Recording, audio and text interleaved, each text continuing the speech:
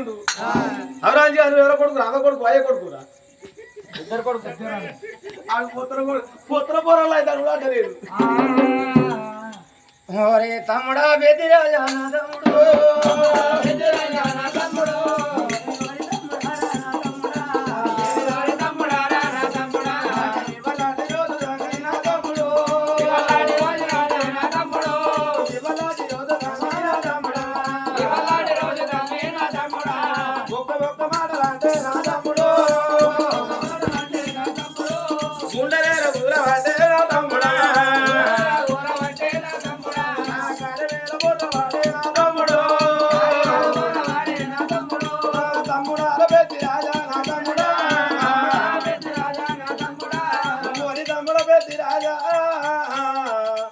ఇవాళ నువ్వు ఒక్కొక్క మాట అంటే తమ్ముడా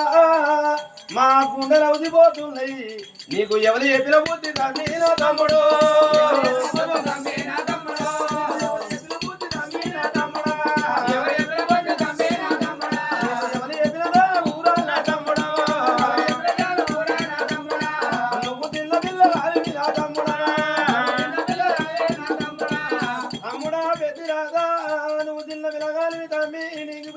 ఎవరు చెప్పిను నీకు గాను ఎవరు చెప్పిండు ఒక్క తల్లి గర్భాన మనం 6 పుట్టినవు తమ్ముడా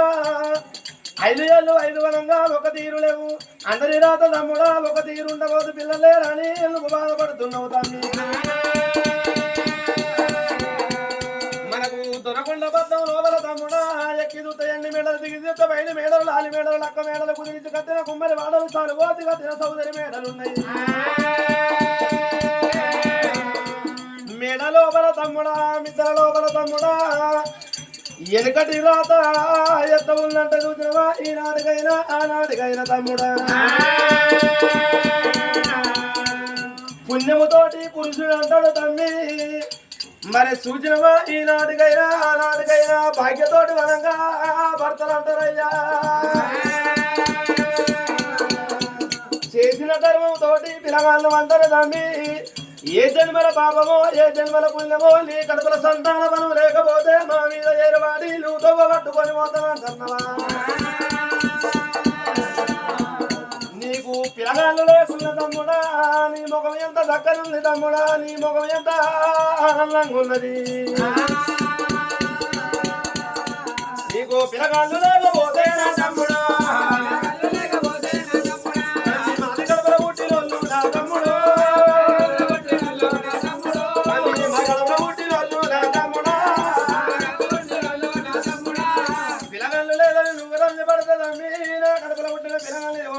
తీసుకొచ్చి నీ చేతులు పెడతా తమ్ముడా నీ కొడుకు అనుకో